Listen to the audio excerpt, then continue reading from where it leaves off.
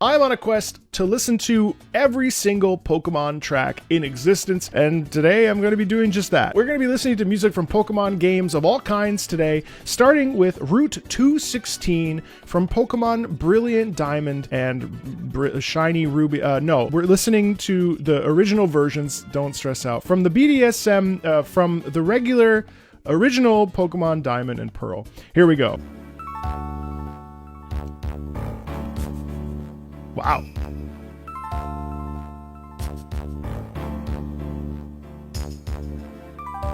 So actually, okay, and I'm actually doing less songs today so I can actually stop and start more. If stopping and starting is not something you like, I really don't think you're going to like this video. What I really find interesting about this as we start, the sort of relaxed, cool vibes of that. And how are we getting that? We're getting that with the, first of all, with the dum, chum, chum, dum, dum, dum, shum, dum, dum, dum, that. Then also what's interesting is that we get on the right hand, we get ba-da-ba-doom, ba-da-ba-da-ba-doom. That kind of feels interesting to me. It feels like a summer day. The ba-da-ba-da-ba-doom, it's like the breeze. One of the things I really like to do that you can also do at home is when I'm listening to music is to like isolate certain parts of it. We can literally isolate our ears so that we can like listen to things with this ear. We can actually isolate. One of the cool things about this particular piece is how warm and inviting it feels. And I heard another route theme with True Green 7 not too long ago. And what I liked about that piece as well as this piece is how like jivey, kind of almost peaceful these tracks end up being. There's a real quality in these of surprising relaxation. And those were just a couple thoughts that I noticed right off the bat.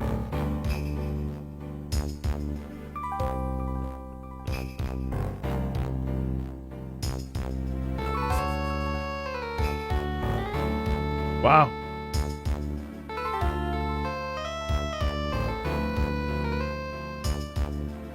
So it's actually jazz. Shun shun.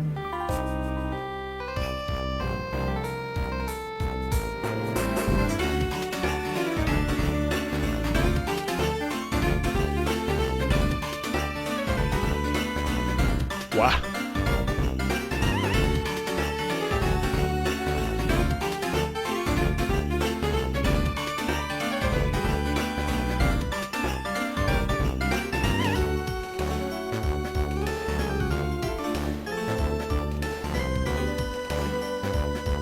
Yeah, it's cool. I mean, what a sick, I mean, this is a minute in, and what's actually amazing about this is the first half is sort of unassuming, and you're kind of just like sort of meandering around. Whether it's summer, winter, I don't fully know. I mean, it does have twinkling, which makes me think of winter, but either way, it's a very peaceful sound. And what I really like is how like fleshed out that is, though. There's a real quality in that of invitation, and maybe that's the thing. Maybe when we are fighting, you know, your farmer or your bug catcher or your mom, a recently divorced person, like everything in that, regardless of who you're fighting, it's not dire straits. It's very casual, and while it may be stressful to a degree, like this theme really feels actually like it's a celebration. It does have that quality of like maybe like a playful wink of competition, if that makes sense. Like I like that. I like that it's not like desperate. I like that it's not life or death.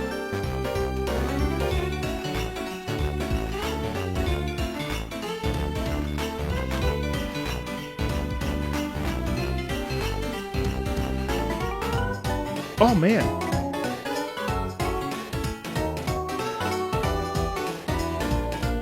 That's very friendly. That's very inviting sound.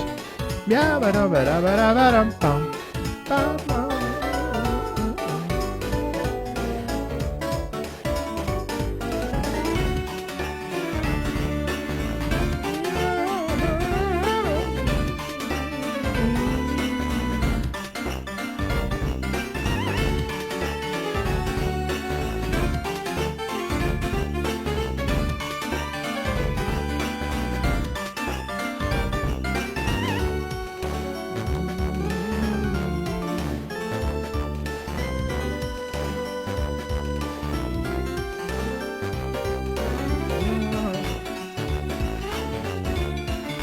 Yeah.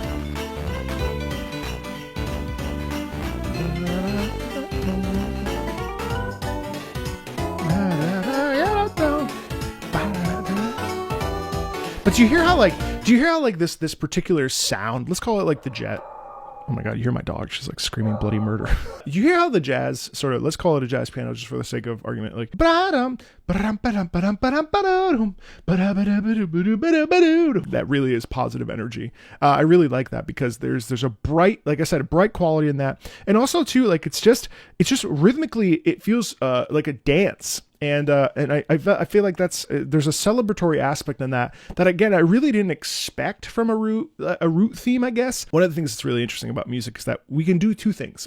With music, we can either analyze it from like a analysis music theory perspective, which is really, I mean, it's not that it's not my forte, but it's not my forte. Or on the flip side, we can talk about emotion.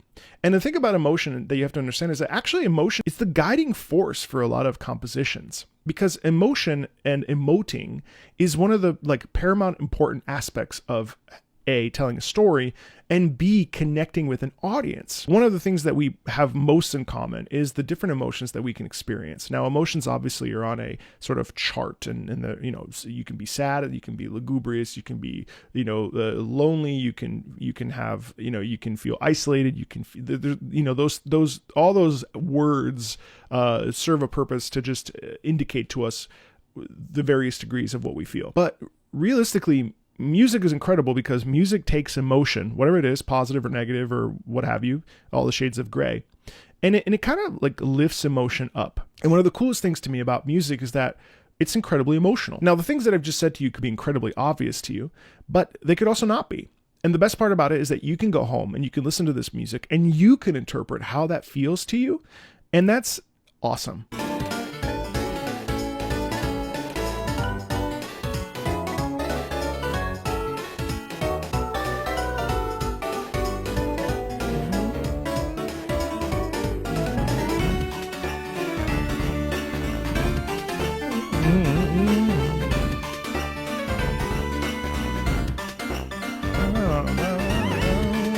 Oh, I love the little edge of stank there.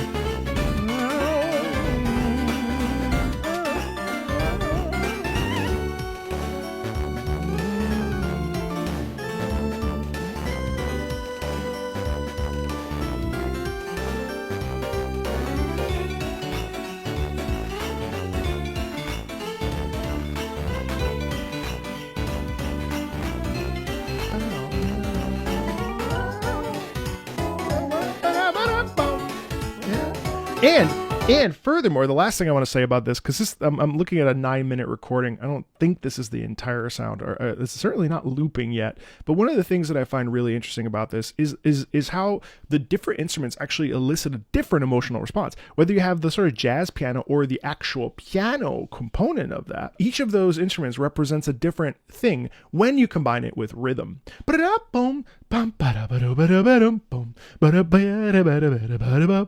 That's delightful.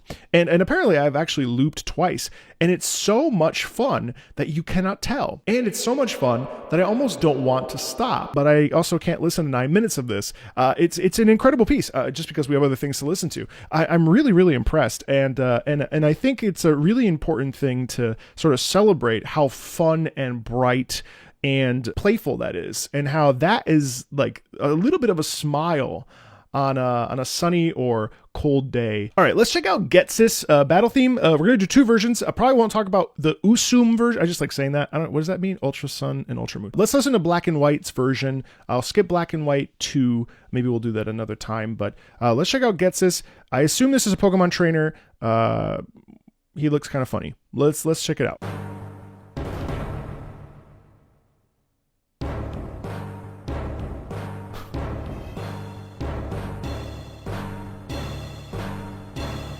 You know what's interesting? I know this is building up to something. I'm sorry for stopping right away, but what I find interesting is like sort of the use of the heavy drum is interesting because we actually don't get that a ton. Now, it actually weirdly reminds me of Final Fantasy IX's Quina theme. I know it's not that, but that piece is another piece in the video game lexicon that actually uses that sort of like low bass, like bass drum sort of sound. The bass drum and the timpani actually builds up intensity. And there's a feeling in that sound of danger and of size, but more importantly of like being unreasonable and not being able to reason with this person. I don't know if Ghetsis is a trainer or Pokemon. I believe he's a trainer. That sounds very like, how dare you disturb me, or a cocky holier than thou, but in a sort of dangerous way, if that makes sense.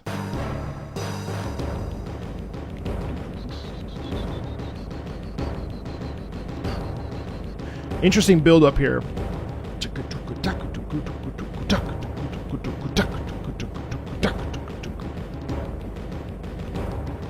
Wow, it's mostly percussion. This is really interesting.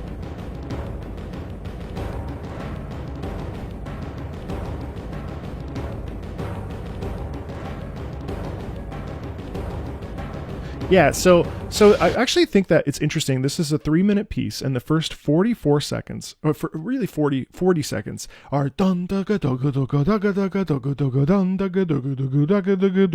what that's doing is actually causing a prolonged sense of discomfort, which I find really interesting, because just using timpani or bass drum or what have you actually makes us uncomfortable after a while, because it's like, okay, well, like, is something going to give? Like, we're just constantly listening to the same thing. What the hell is going on? But actually what that does is it builds up the conflict, and then now we're getting this sort of like evil sound, which I find really interesting, because it's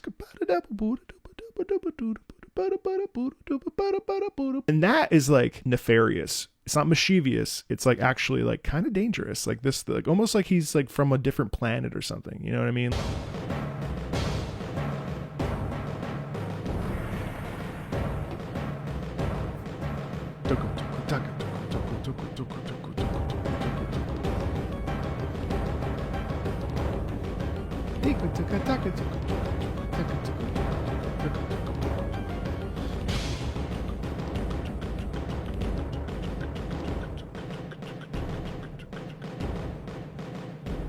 So interesting.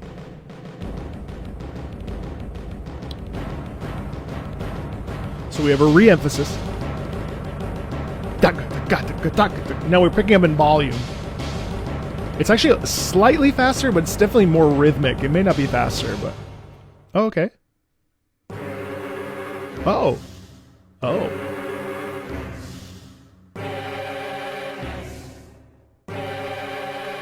You know, is there anything more ego-fueled than having a male choir just say your name? Ghetsis. Ghetsis. I don't know if they're actually saying Ghetsis, but it seems like they are. What I find really interesting about that is that it really like is sort of like welcome to the show. Like there's an anti-hero quality about that that's really interesting to me. And also like it's like a Sephiroth. All these. So basically Ghetsis is the Sephiroth of Pokemon Black and White, and he's a bad dude. Like there's no like redeeming qualities. I don't think like after the fight ends he's like, oh man, that was a great time. You're my new best friend. Like, I just don't think that's happening. It actually feels like a real, like, I wouldn't say life or death, but there's a real seriousness about this conflict. It doesn't really feel like this will lead to a happy ending. Let's put it that way. There's like an inherent like conflict in that. And I love how simple this is. If you really think about it, this piece, it's like we're halfway through, unbelievably simple. Like, realistically, and yet it causes some discomfort, doesn't it? It causes some feelings of fear. It causes some feelings of like, fuck, man, I gotta fight this fucking you know what I mean? Like, it's just cool.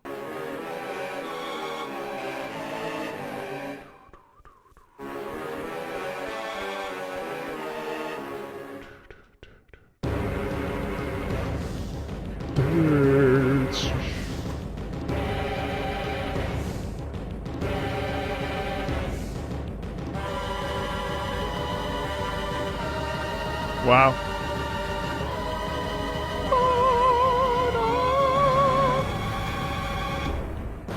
Boom, bow, boom, bow, boom, bow.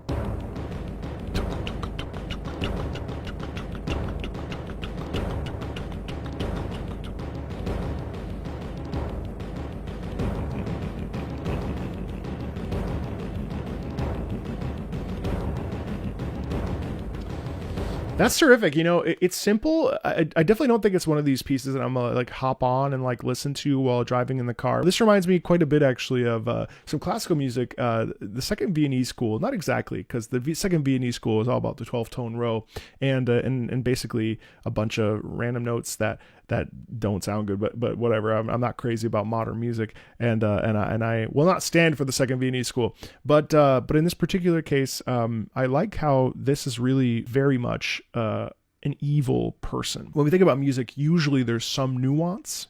Usually music will allow us to see the three-dimensionality of a character. We might even see like some of the the positive attributes of a villain, because music does a really cool thing where it kind of like teach us and let us hear subtext, subtext reading between the lines. Usually music in video games especially does a great job of doing that. But in this particular case, we don't get that at all. What we actually get is how terrible this person is and how dangerous and vile and treacherous this character is. So I find that interesting because there was really no redeeming quality in that music. There was no hope in that music. There was no possibility of a glimmer of like a possible change. Like, no, this person's a straight up monster / demon / piece of dookie. And I'm curious to hear now the USUM version. Yeah, very different.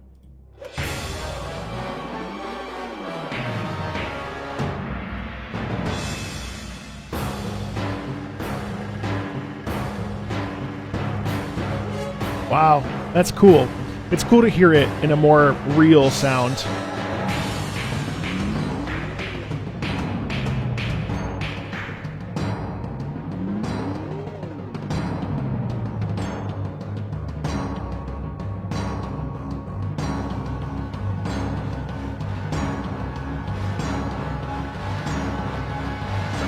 Nice swell. Wow.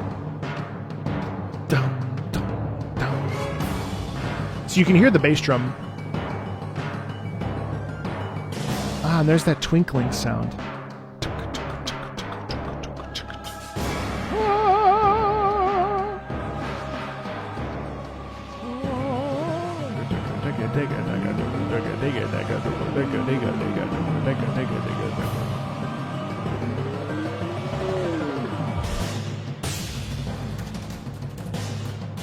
What I really like about this is that now that we can kind of pick out all the different instruments, it's actually kind of cool because you start to get the sense that like this is sort of an unnatural element to this character. There's a degree of like otherworldliness, which I find kind of interesting. I know I mentioned that when I was listening to the previous version, but this one, especially with the twinkling sound in the background, it sounds much more like this thing is like terrible. Like this is a danger. This is like really serious. And that's the sound that really carries that. Also the bass drum, much punchier, obviously, because we're getting either the VST. I don't think this is recorded like with a live orchestra, but like we're getting the VST there, so we're hearing the nuance in some of these different instruments. And it's also interesting how like when we remaster a track or when we bring in the soundscape of something that we actually know and hear, and we move away from the sort of video gamey sound. Not that that doesn't have its place, because of course it does. It's like it's important. Yeah, it's really interesting how we get a real fleshed out sound in this.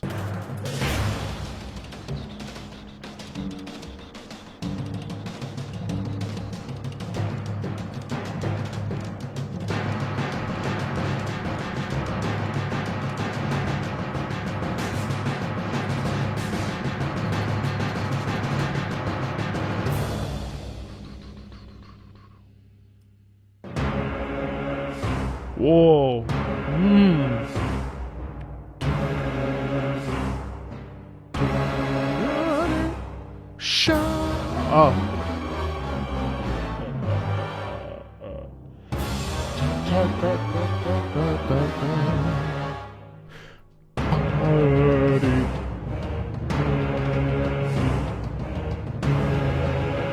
I like this. And again, the reason why that works so well is because go from the upper neighbor down, it just works really well. And it's very intense. I really like, that's cool. Again, I wouldn't necessarily pop this in the car or whatever, but that musical soundscape is pretty interesting. And I really enjoyed listening to both versions. And clearly this character appears in multiple different games, which means that this is a recurring sort of thing. And if I recall the little bit I played of Sun and Moon, there was a celestial sort of spacey aspect of it. So clearly this character is connected to some sort of space. Also, he's got like his like eye thing here. Anyway, yeah, really, really neat. And hopefully that was insightful and interesting, because that was definitely an interesting piece. It really is the one-winged angel of the Pokemon series based on what I've just heard in my limited amount of information. Next up, we're going to be listening to Tyrian Maze from Pokemon Mystery Dungeon Gates to Infinity.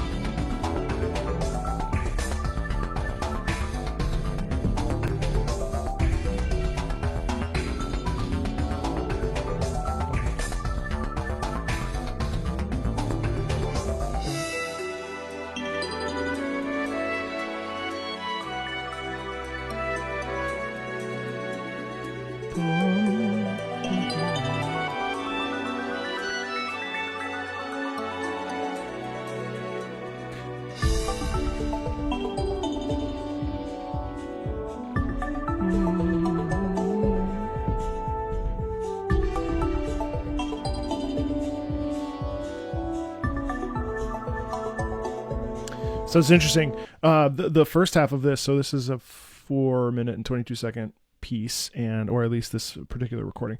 And I really did not care for the first 30 seconds or so. But as we get into it, and I'm sure it'll circle back to the part I don't like, most likely it's like an ABCA piece probably with the sections. When I say I'm not really a big fan of something, it doesn't mean I hate it and I think it should die. What I mean is that to my ear, it like clashes with a part of me for what I'm necessarily looking for when it comes to the music that I listen to. And oftentimes I'm really driven by melody. I think probably because of my personal background in opera, melody was like the function of what I used to deal with every single day. That said, I think like contextually that works perfectly well. You do get the sense of like sort of being in a dangerous place, or a place where it's kind of dark and you don't really know where you're going. I mean, after all, it is a maze. And so I do think that is done really well.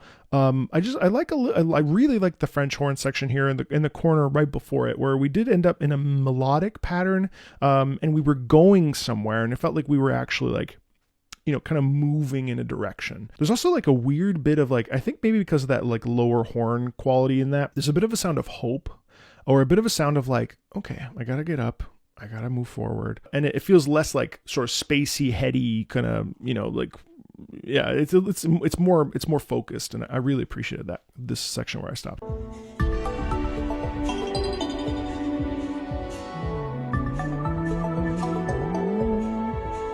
I like that. I do like the twinkling. The twinkling, it's interesting because the twinkling in here, the twinkling of the maze actually makes it sound almost like it's in a cave, or it makes it sound like there's water dropping, or there's, let's say it's the winter, so there's like icicles falling. Like there's a bunch of different ways that we can interpret the sound of that I really liked.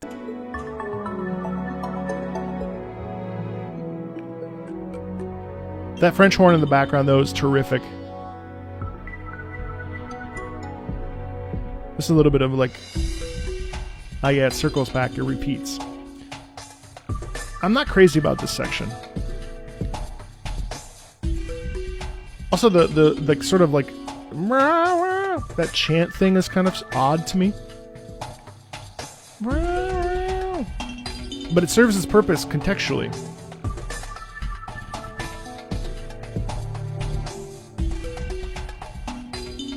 This little corner that I'm referring to has a little bit of like a anticipation attached to it.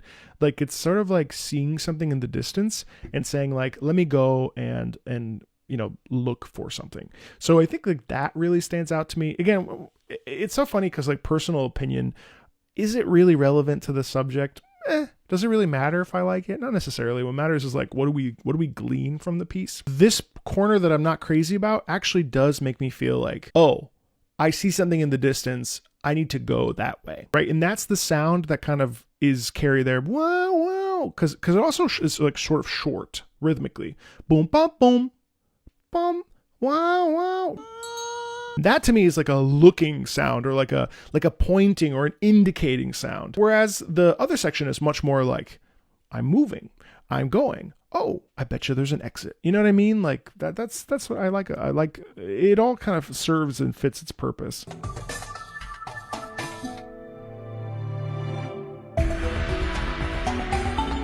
Yeah, once it clicks in, dum, dum, dum, dum, dum. Here we start to get actual melodic focus. Dum, dum, dum, dum, dum. It's a little bit off kilter rhythmically there.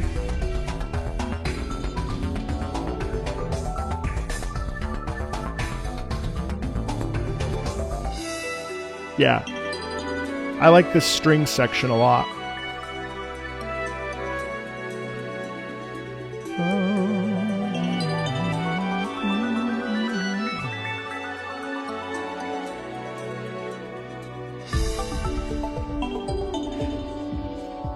Yeah, the string section starts really interestingly, possibility, opportunity, and then the French horn comes in. French horn has such a great warm sound to it. That really feels like strength, you know?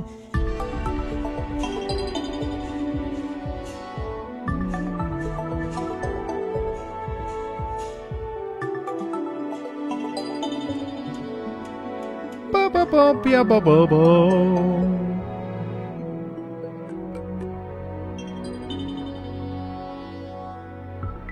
What an interesting piece. It's definitely like probably my least favorite Pokemon piece I've heard thus far, but I mean, I think that's inevitable with the sheer volume of Pokemon tracks that kind of exist in the lexicon of Pokemon.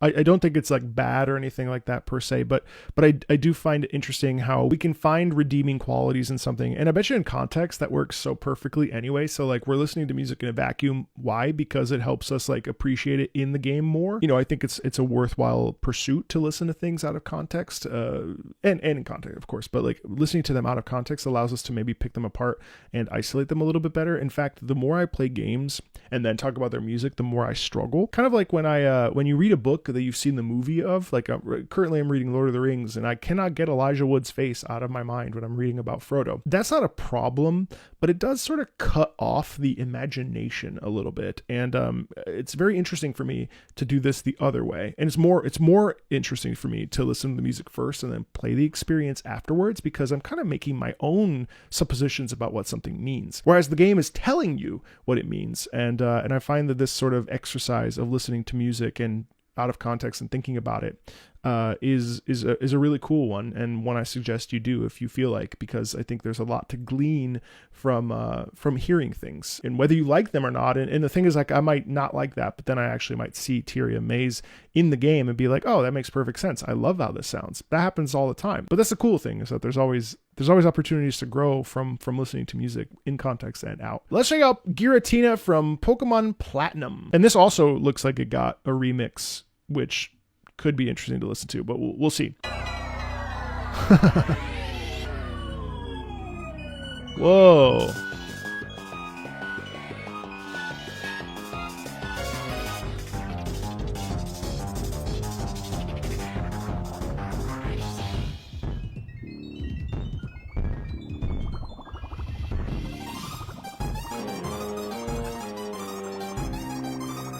This is interesting. So this like sounds like it's a motif.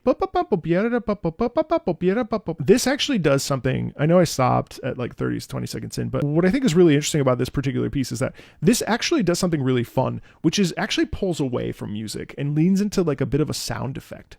So we're using music to create a sense of dread through like almost manipulating it out of rhythm so that it sounds like a sound effect or like something like a Foley sound, right? Instead of being actual music. And what does actual music even mean? Well, I have no clue. Actual music can mean many different things, but it just sounds like it's sort of chaos. It's chaos. It's anger. It's rage. It's probably the closest thing to like danger or high stakes danger, which makes sense based on what I've come to understand about this particular Pokemon. But obviously there's an otherworldly sound. Obviously there's a sort of like slimy sort of like crawling around sound in there as well.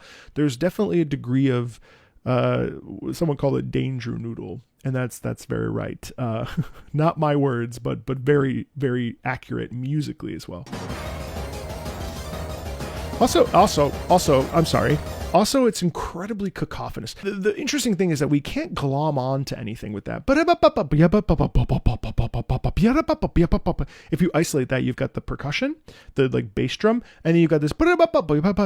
It's like, how do you glom onto that? There's no melody. There's no, and I think that's the point, is that like when it's rhythmic like that, there's no adequate way to hold on to something and be like, oh, I know how this goes, because you can't. And I think that also lends itself for us as listeners and players to connect with the inability to be stable in a conflict, if that makes sense.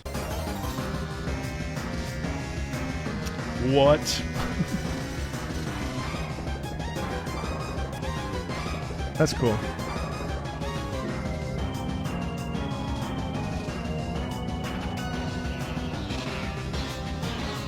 Sitar.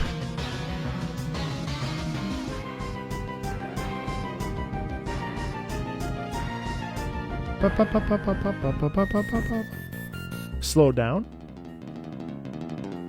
Ooh, don't you hear that? Doesn't it sound like it's like, I'm looking at a picture, doesn't it sound like it's like his little pointy legs are like, it's like those scary movies where the thing is like and then it's like right in front of you. That's what that sounds like. I don't like that.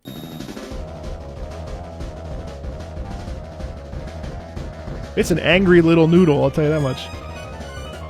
That's interesting too. Yop, yop, yop, yop, yop, yop. This is kind of interesting. I really dig it.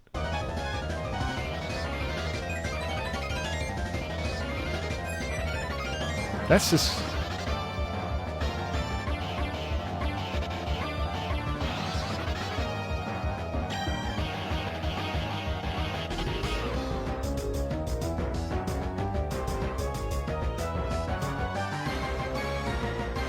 And there, so that's cool. That looks like it like raises itself onto its haunches and it like launches an attack, right? Because it goes. Ooh, I don't like it. This is mostly unison too, which means it so when you know, to be in unison like that in that moment, that feels like it's sort of collecting itself. Because we're moving in unison, you would assume that there's a sense of like connecting all of the parts to the self, right? The sort of coming together as one in unison, being one. That's what that sounds like. It's like almost like it like hurls itself at you, or there's again, I've never seen this thing besides this picture I'm looking at. It's got like some sort of like a like fireball or some sort of circular spell or something, if that makes sense.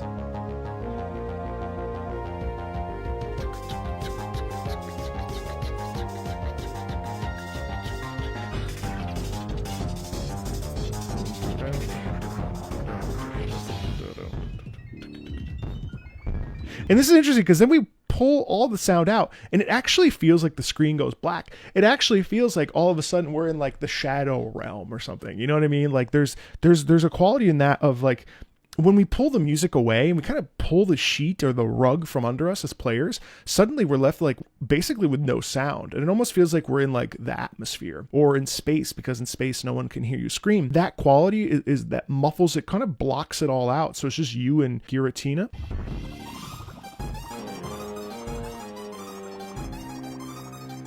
the low brass. Blah, blah, blah, blah. What a crazy track. Apparently the Omega Ruby and the Alpha Sapphire sounds the same, so we won't play that. But I found that to be one of the more unique Pokemon tracks I've heard. And I've heard maybe a handful, maybe like 20 now. That one is definitely the most like unnerving and definitely the weirdest. I liked it for that reason. It's fun. But before we move on, let's check out actually the Arceus version. This is the battle theme for Giratina. Oh, this is Volo's Pokemon. Oh, I see. Interesting.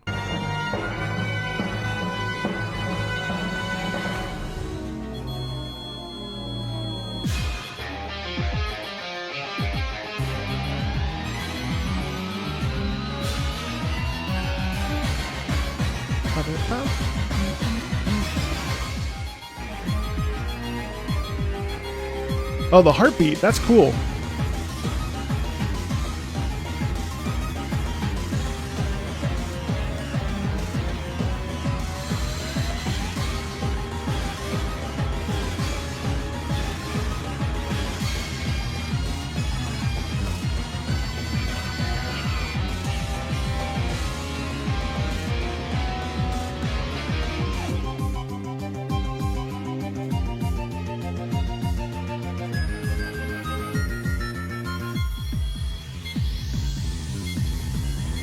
Whoa, flatline.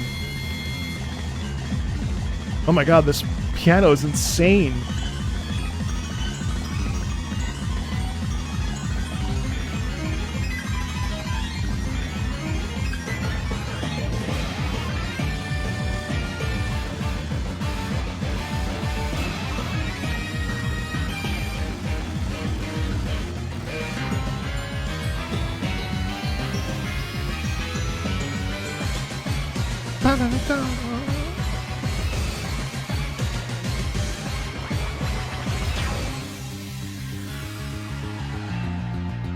Yeah, I'll stop there, but admittedly, that is actually better, in my opinion. It's inevitable because of the process of time. I mean, like, being able to flesh out a piece of music and remix it and add layering with music and with different instruments, I think, is always going to be appealing, at least to me, just because it's, like, the truer form. Not to say that soundscape that we heard from Pokemon Platinum was invalid, because of course it is. I mean, after all, that was all we had to work with at the time. So in order to produce that at such a high level, artistically, is really impressive and incredible, really. I prefer this version because you can hear more of the intricacy of the chaos in it, but there's no denying that the original theme is really where the money is in terms of I think some of the creepy crawlies kind of work better in that version as well. It's cool. Let's check out the Black and White 2 main theme. This was I did film this live, and this was a much contested moment of the live stream where we didn't know if Black and White 2 main theme or ending theme was the one being played, but we're going to commit to the Black and White 2 main theme and check it out. First of all, I have no point of reference. I don't think I've ever heard this.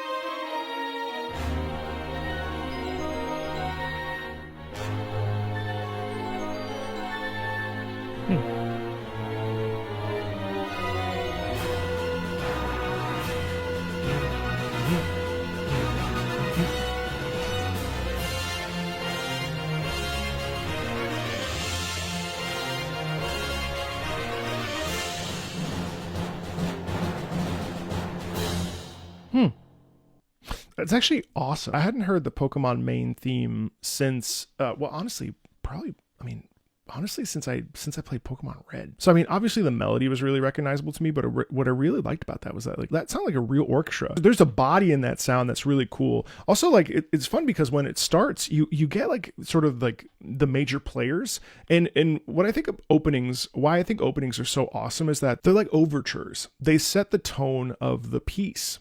And in that particular case with Black and White, especially the second sort of section, when you're looking at the two, I guess the master evolution, whatever the final evolutions are of these particular Pokemon that are on the cover, you really do get this size and the stature, which is really cool, especially with the brass. Obviously, it's a celebratory sound, but there's a marching element of that, of pride and of enthusiasm. And I actually really dug that. I know that maybe the Pokemon main theme is not like the sexiest thing to listen to from a Pokemon game, but there's something to be said for like setting up the experience. And a lot of people skip main themes because, oh, I've heard it a million times, or they're like, oh, I'm just going into the game. They don't take the time to actually listen to that. But that I really liked that because it really had a genuine sense of like, yeah, we're about to start this. I am so excited. There's a but like in a like almost in a kingly way, in a proud way. Let's check out semifinal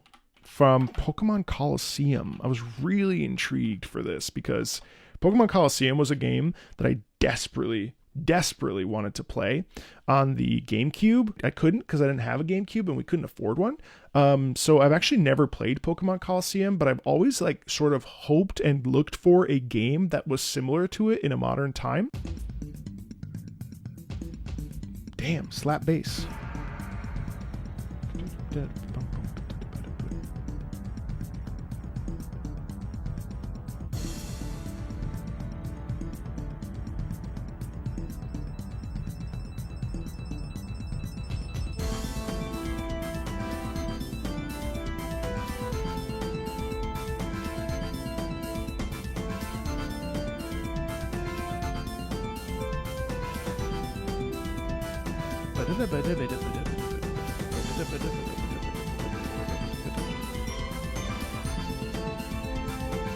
Big band is such a popular thing to use in music.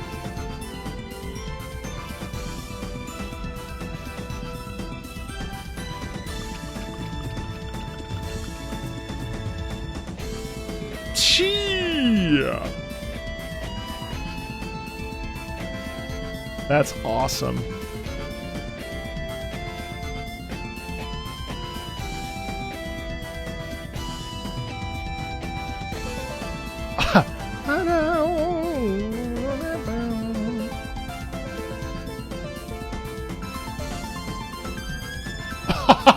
Yes, go off. That's amazing.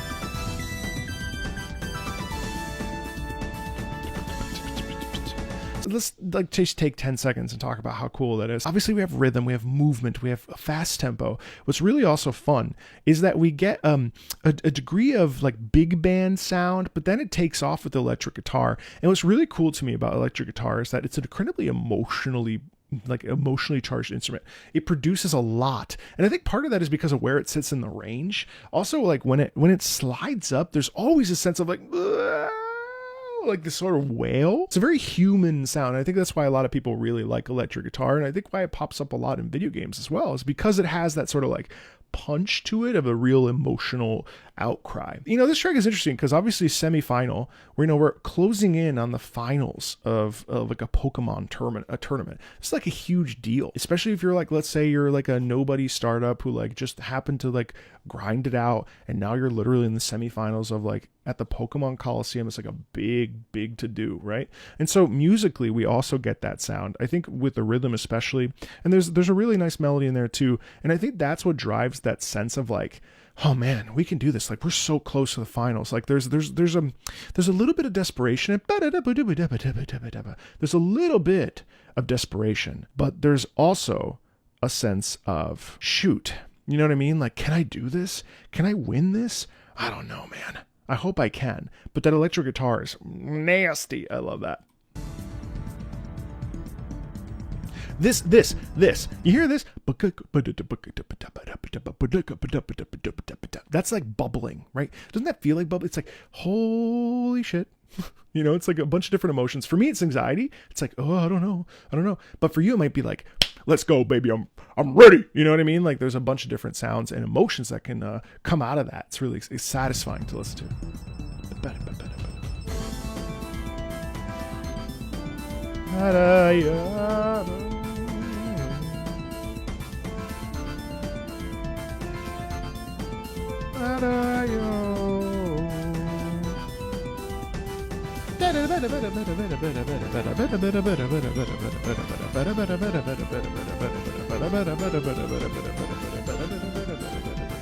I like that a lot.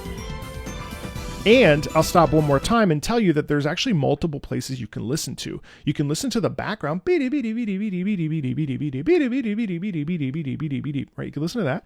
Or you can listen to the other stuff with the trumpets. And both of those are actually really interesting to isolate because both of those coming together are like sort of raise the sort of stakes of this experience. Every time I say stakes, like raising the stakes, I always picture stakes. Isn't that crazy? It's really fun to isolate things separately, and both of those can be really interesting emotional things to listen to as well.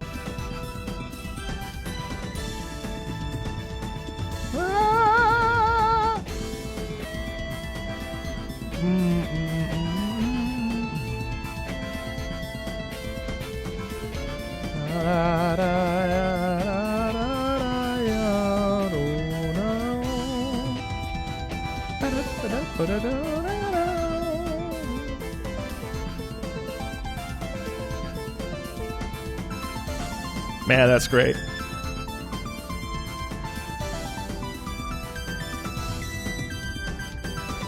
That's so fun. Oh, we pull back, unless this is a loop.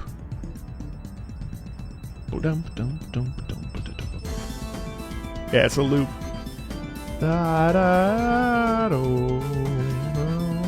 That's amazing. I mean, like, that is like kind of a subtle piece. Like, it's not crazy, although that like piano jazz upper register thing is insanely cool. Right, it's like super satisfying to listen to. It's subtle. It's a little bit under the surface. Like, it's not crazy. It's not like super in your face. It's actually like pretty like internal. But I think that's the point, isn't it? I mean, it's like really like, okay, this is my chance. Can I do it? There's twofold, anxiety and confidence all in one go. And that's an amazing thing about music is that, again, when we were talking about Ghetsis earlier, we were talking about the lack of subtext, right? And in this one, there's a ton of subtext. This can mean 8 different things. It can mean anxiety, it can mean confidence, it can be a little bit of like motivation, it can be like fuel for the fire, it can be a little bit of discomfort, it can be a bunch of different adjectives. And that's the coolest thing about music, is that somehow it allows us as listeners of music to see the 3D of our emotions, even though what we're listening to has no like shape, right?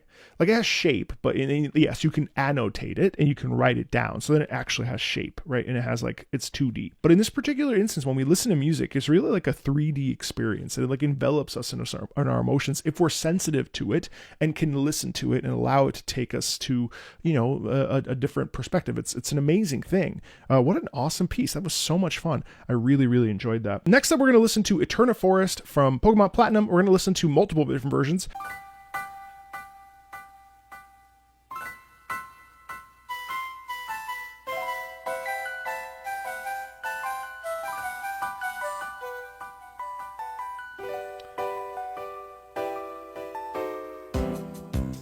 Oh. That's great.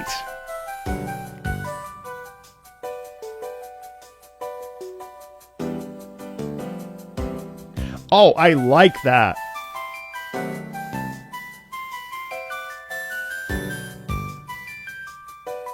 Ooh, I want to stop so bad. No, I'm gonna keep going. That's a nice shift.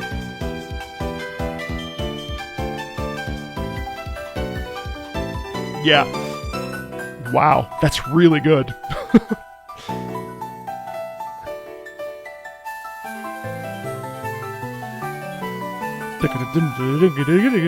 A little bit of classical in there. That's really cool.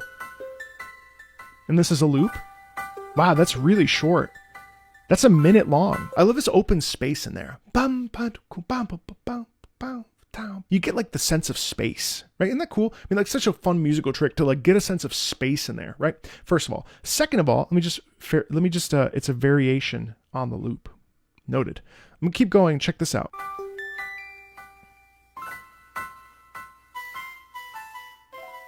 I like that. I like also the little like flute accents. Ba-dum, ba-da-dum, ba-dum. And it's interesting because like we're talking like minuscule motivic idea or a melodic idea, I should say. You know, like there's just a little bit of space in there where it just like adds a little bit of flair to it, but it's still big enough to be its own sort of melodic idea, which is really cool. Just gonna reset this because I want to check this out.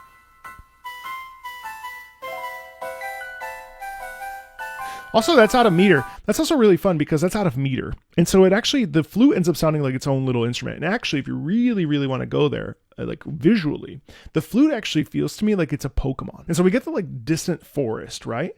And then the flute that's not really in the meter kind of gives it a sense of like that's the like Butterfree or some rabbit Pokemon in the distance is kind of like bopping around, or like a frog or like something. Like, you know, there's a quality there of being like a lived-in environment, which is cool.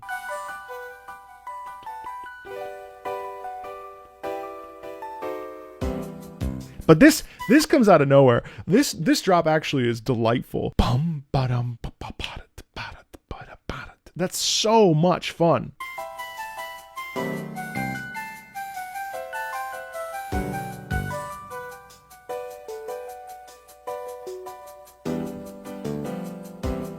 Yeah, and that chord progression, dum, chum, chum, that kind of resolution back down to the, I feel like that's back down to do or back down to the tonic. Brum, brum, brum, bum, bum. That has a warmth in it for sure. That feels like the sun's rays like coming in between the like beautiful, I've never seen this forest, but in this like in these pine trees, you know what I mean? Like I'm like picturing wandering around sort of like in these big, beautiful evergreens, just like the light of the sun, like the morning dew or something. Like that's the cool thing, is that sound is really warm.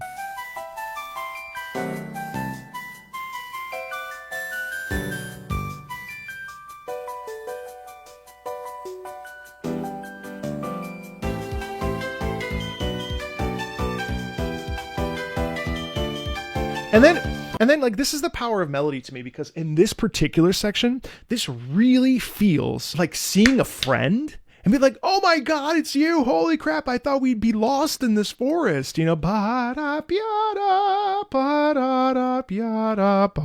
there's a calm, lovely energy in that sound that even though it picks up in rhythm here and it picks up in melody, it's very, very, very, very enthusiastic, isn't it?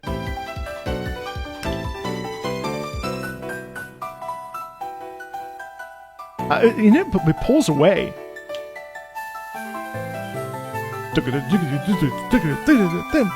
I love this. And then it's like, here we go. And then you like stumble into like, I don't know, like visually too, it's cool. That feels like, first of all, it's very virtuosic, but then it feels like you emerge out the forest and you see like a landscape, right? And you see like mountains in the distance or something. There's such a twinkle in your eye sound quality about this particular track that I'm actually obsessed with this. This is amazing. I want to listen to the Pokemon Brilliant Diamond and Shining Pearl version.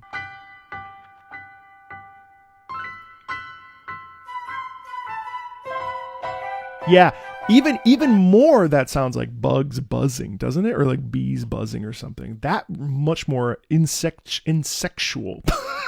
What's really interesting is that, you know, I don't mean to rag on OG stuff because I think OG sound is really important, but my ear is always going to prefer a remastered sound, especially when we can hear the individual instruments. You know what I mean? I love that shining piano too. Like it really, the echo of the piano is delightful. Oh man, that's so good.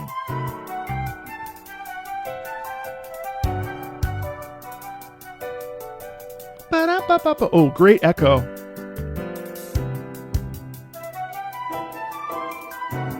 Do you hear the bassoons? They went, brr, brr. The bassoons sound like ducks. That's awesome.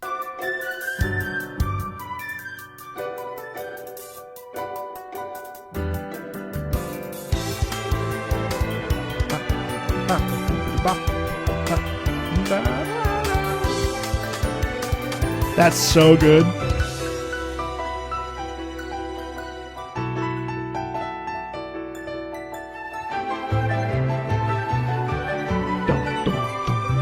A lot of walking bass.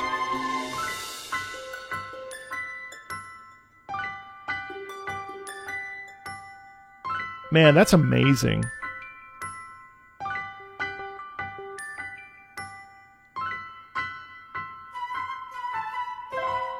Man, beautiful flute playing.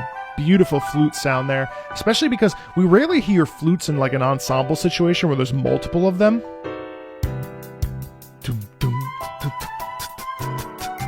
That's on the cymbal.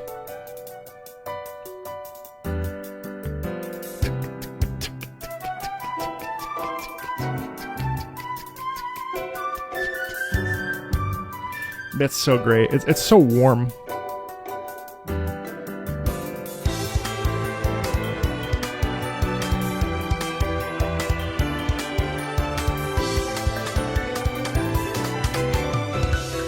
If I was going to nitpick this, I would say that the drum set is a little bit too frontal, and we lose the real warmth of the melody that we heard in the previous version and the original version.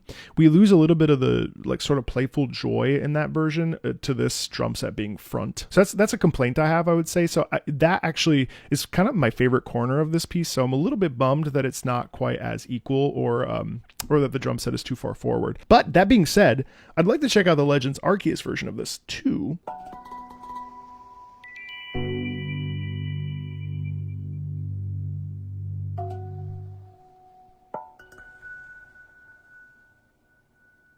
Okay, this is a rearrangement, and then a full remaster will happen after.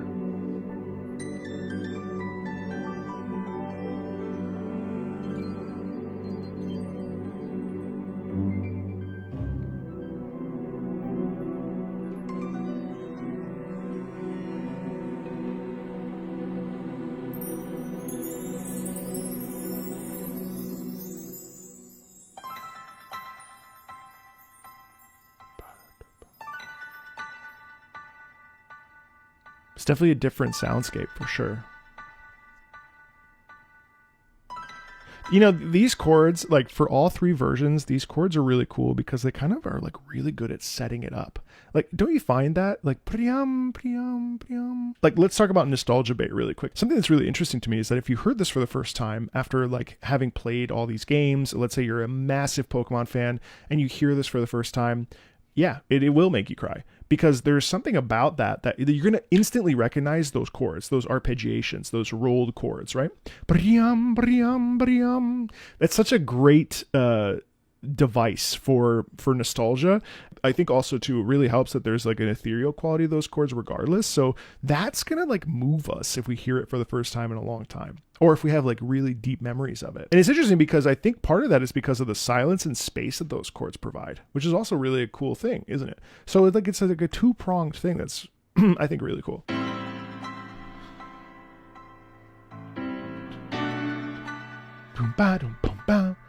It like wants to build. It wants to go somewhere. It wants to drive forward. But in the lower register of the piano.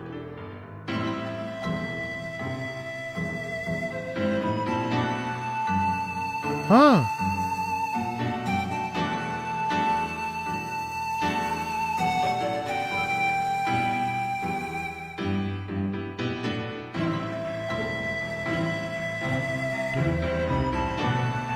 It's an interesting rearrangement.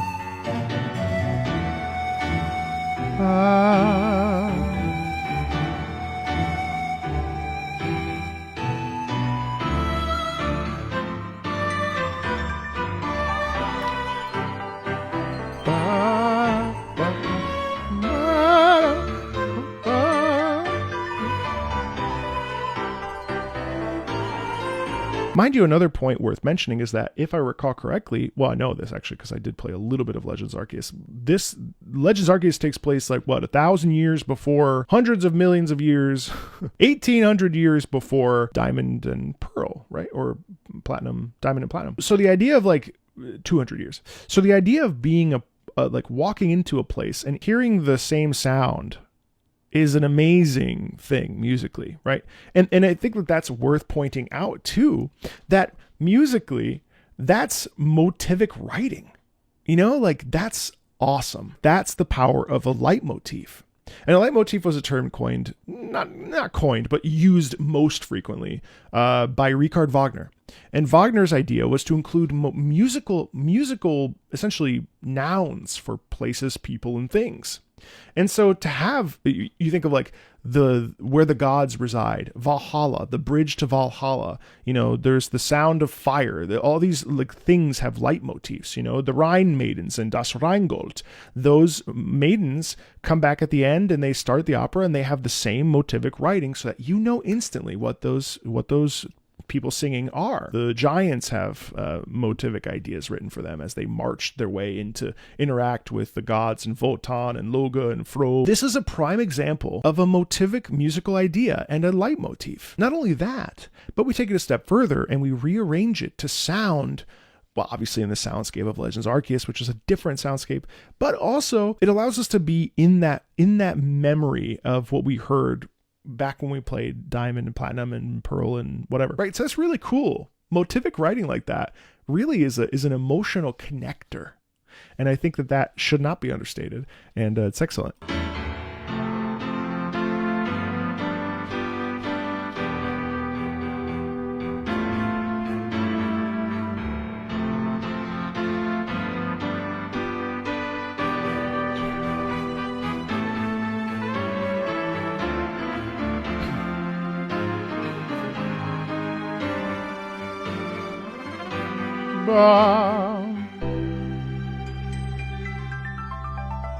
Oh wow, nice. Admittedly, it doesn't have as much charm as the original does. Now, obviously, it does have that sort of sense of vastness of space. There's a lot of open space actually in those pieces, in this particular rearrangement. I think part of that is because of the time difference. So if it's 150 to 200 years pre those games and pre that original sound, I think that makes sense because it's like there's way more trees, there's much more denser forest, like there's no modern sort of society, so that actually like makes sense contextually as well. Whereas the original has a lot more charm to it. This is the remaster of the original.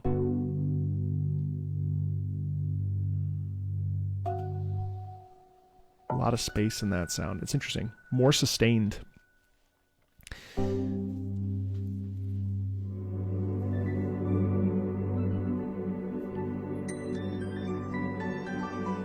I can't get over that piano. That piano, like, descent is really nice. The nice skips there in the piano. Super ethereal as well.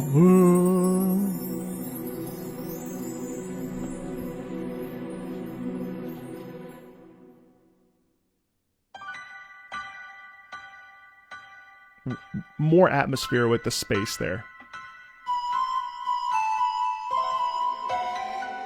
Tremolo on the strings there for some ever so slight tension.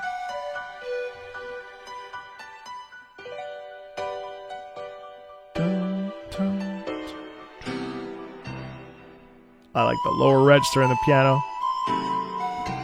Pyam, pyam. That's fun. Nice leap there. Dum.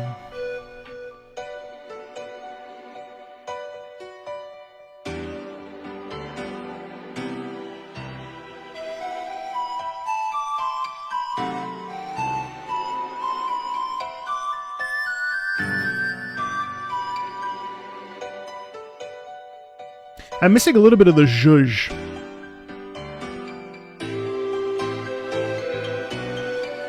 Nice lower piano register stuff, though. I like that.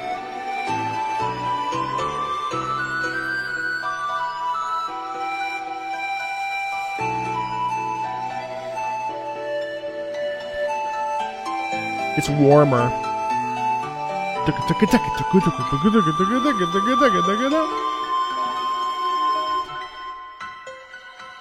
Yeah, it's not that I don't like these, but they do have that sort of wider space sound quality to them, and they do feel they lack a little zhuzh to me personally, and zhuzh is a musical term for energy, that I think I really prefer to the platinum version that I heard all the way back when we first heard the first version of these three.